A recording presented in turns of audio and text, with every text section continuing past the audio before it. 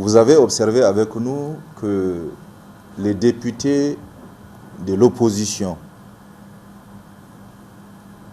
les députés membres du groupe parlementaire Modène FA Lumana Africa et du parti Hankouri se sont retirés des travaux en plénière ce matin. Je voudrais vous dire pourquoi. Premièrement, c'est pour nous élever contre cette volonté d'instaurer la dictature à l'Assemblée nationale que caresse le président de l'institution, en l'occurrence M. Husseini Tinni. Deuxièmement, pour rappeler au président de l'Assemblée nationale, M. Husseini Tinni, qu'il a juré sur le Coran et qu'à ce titre, il n'a pas le droit de se comporter dans la direction des débats à l'Assemblée nationale comme un militant du PNDS Taraya. Troisièmement, pour dire à cette majorité arithmétique qu'elle ne doit pas croire que parce que nous sommes une minorité au niveau de l'Assemblée nationale, que nous allons nous laisser faire, que nous n'allons pas faire le travail pour lequel le peuple nigérien a élu chacun et chacune d'entre nous. De quoi s'agit-il? Un membre de notre groupe a interpellé le Premier ministre chef du gouvernement relativement à la situation chaotique du système éducatif au Niger. Vous avez observé que comme cela est permis par les dispositions de notre règlement intérieur, le Premier ministre a délégué un certain nombre de membres du gouvernement pour venir y répondre. Cela n'est pas un problème puisque le texte le consacre. Il s'est trouvé que hier, la députée en question, membre de notre groupe, a eu des soucis de santé et que conformément au règlement intérieur de l'Assemblée nationale, elle a produit une procuration à un autre député pour agir en son nom. Et je vous inviterai à lire les exemplaires, les formulaires de procuration pour voir ce que ça contient. Donc, une fois que les députés signent la procuration, c'est pour que celui qui est détenteur de la procuration puisse assister en lieu et place à toutes les réunions des parlementaires de l'Assemblée, tant dans l'hémicycle que partout où besoin sera, pour prendre part aux délibérations et aux votes sur les questions à l'ordre du jour. Accepter toute fonction sans démettre aux effets ci-dessus, passer et signer toute feuille de présence, procès-verbaux, registres ou toute autre pièce. Et enfin, substituer et généralement faire tout ce que le mandataire jugera convenable. Donc je pense que c'est très clair.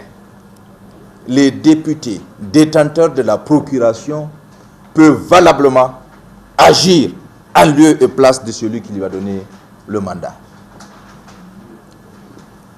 Nous sommes arrivés en salle Et du reste, la question a été déposée sur le bureau de l'Assemblée nationale depuis hier.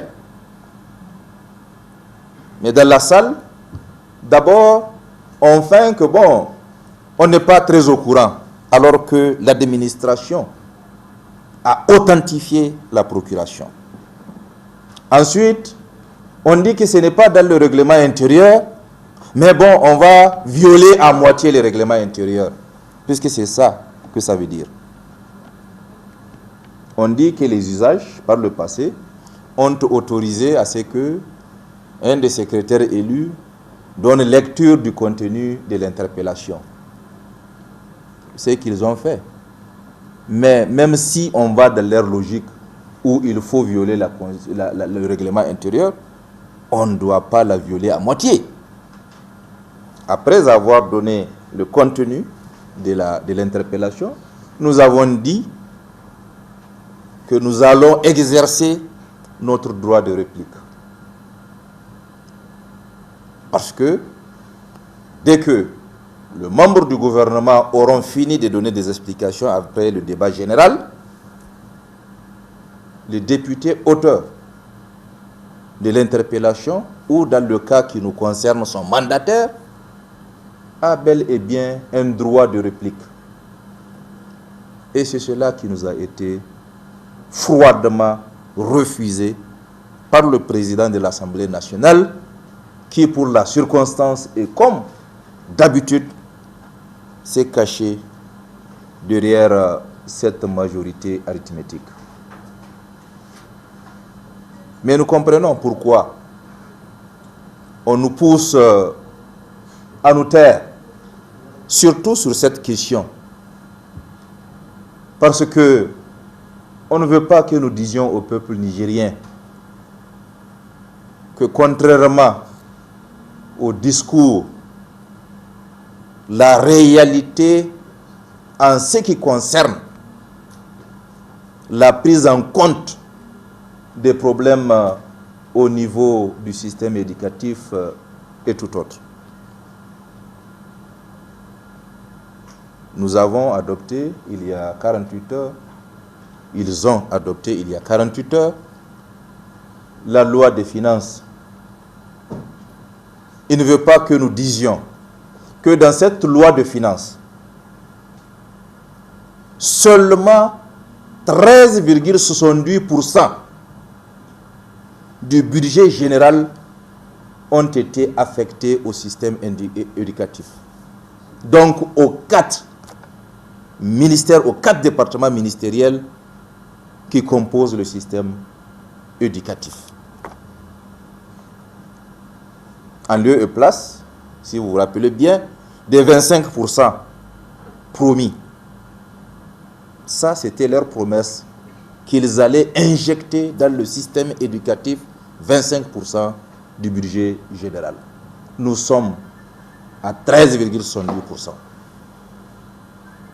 Ils ne veulent pas que nous disions à l'opinion que, par exemple, le budget des universités a été amputé de 40 milliards. 46 milliards. Alors, comment est-ce que par la suite des problèmes ne se poseraient pas si en amont les différentes universités, le ministère de l'enseignement supérieur, l'ANAB, ont de manière objective élaboré leurs prévisions et que par la suite on ampute ces prévisions de 46 milliards. Ils ne veulent pas non plus qu'on dise à l'opinion que pour l'éducation de base, en dehors des régions d'Agadez et de Niamey, chacune des autres régions totalise au minimum 3 mois d'arriérés de pécule.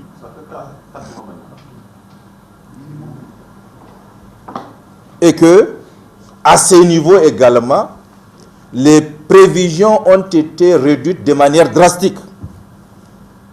Et vous savez quelle réponse il donne à nos députés au niveau des différentes commissions qui posent légitimement la question? Non, il pense que de manière, et ça de manière aléatoire, que la Halcia, à travers ses missions de contrôle, va dégraisser la masse au niveau des pécules. C'est une insulte à notre intelligence.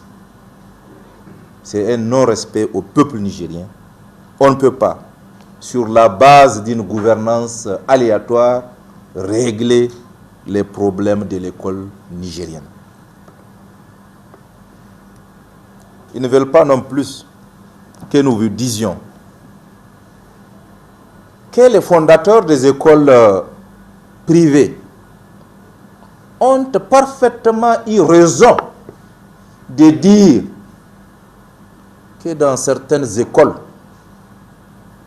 ils ont créé de manière artificielle, j'allais dire de manière hors norme, des classes pour recruter la clientèle politique. Ça veut dire quoi? Ça veut dire qu'il y a une école avec les élèves qui ont officiellement été orientés, mais que on crée des classes pour que les enfants des plus nantis qui n'ont pas eu la possibilité d'être orientés ou qu'on ne veut pas envoyer au niveau des écoles privées, qu'on les mette au niveau de ces classes. Donc en même temps, on fait de la concurrence déloyale aux écoles privées. Ça aussi c'est un fait et ils ne veulent pas que nous le disions. Tout comme ils ne veulent pas que nous fassions cas de la multitude d'arrêtés de création d'écoles privées qui n'a jamais obéi aux règles en la matière. On fait à main levée des arrêtés à la clientèle politique pour ouvrir des écoles privées. Ils ne veulent pas non plus qu'on vous dise qu'au Niger, même les écoles qui n'ont jamais fait parler d'elles en termes de mouvement d'humeur, que même ces écoles aujourd'hui sont empêtrées du fait de leur gouvernance dans des problèmes inextricables. Je vais parler de l'EMIG, où toutes les activités sont depuis belle lurette arrêtées parce que tout simplement les moyens pour faire le salaire, les moyens pour faire les recherches, les moyens pour assurer aux étudiants qui sont là-bas le minimum, ces moyens ne suivent plus depuis un certain temps. Ils ne veulent pas que nous vous disions que pendant qu'ils étaient à l'opposition, ils nous ont toujours considérés comme des anti-écoles. Parce que, selon eux, il y a des possibilités, il y a des moyens, entre autres, de mettre fin aux classes en paillotte. Depuis qu'ils sont là, non seulement les classes en paillotte se sont multipliées par je ne sais combien, et pire, même les moyens pour acheter les sécos et construire les classes en paillotte ne suivent plus. Badala Noursi ici ce coup, il m'a tendé d'inchina. Et ça, c'est pas loin. C'est ici à Niamey. Et vous avez observé, puisqu'il y a eu un reportage là-dessus, ici à l'extension Tiangaré. Les élèves étudient sous les arbres. Il a fallu que grâce au reportage que vous aviez effectué, que certaines bonnes volontés décident d'acheter des secours afin que les élèves aient quelque chose sur la tête. Tout ça là, ils ne veulent pas qu'on le dise parce que leur gouvernance est caractérisée par des scandales.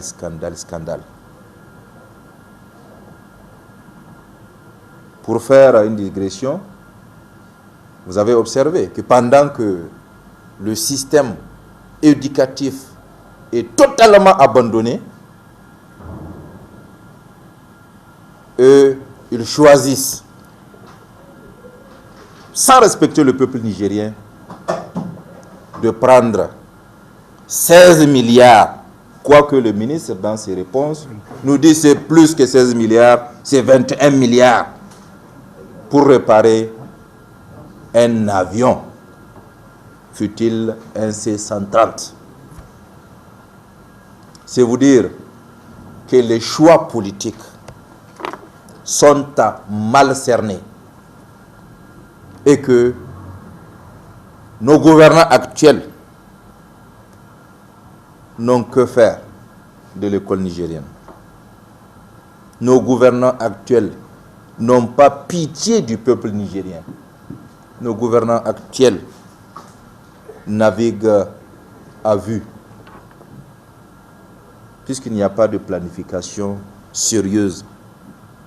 Le cas des enseignants contractuels au niveau du primaire, je crois, est très illustratif, où on compte sur une mission aux résultats encore aléatoires, puisque personne ne sait ce que ça renferme, pour dire il manquera tel nombre d'enseignants, donc dans nos prévisions, nous amputerons tel montant. Donc voilà, mesdames et messieurs les journalistes, les raisons pour lesquelles aujourd'hui, nous députés de l'opposition, nous avons décidé de nous retirer pour ne pas être associés à ce complot contre le peuple nigérien, pour ne pas être associés à ce complot contre l'école nigérienne. Mais rassurez-vous, ce n'est pas parce que nous sommes 31 aujourd'hui que nous allons baisser les bras. Non. La Constitution et les règlements intérieurs de l'Assemblée nationale nous confèrent des droits que nous entendons exercer dans leur plénitude. Et à chaque fois que M. Hussein Tinni nous empêche de nous exprimer à l'intérieur de l'hémicycle, nous ferons appel à vous pour que l'opinion, pour que nos électeurs, pour que le peuple nigérien en soit informé. Je vous remercie.